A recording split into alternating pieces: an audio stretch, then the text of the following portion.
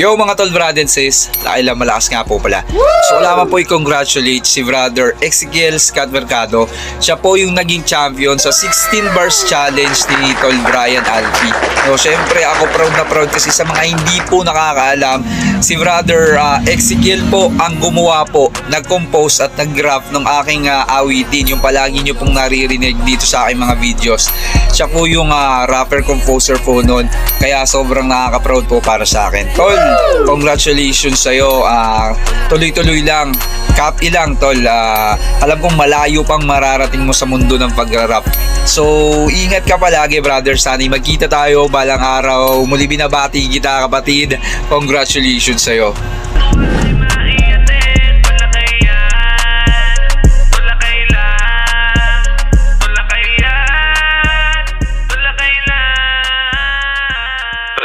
Exclusive.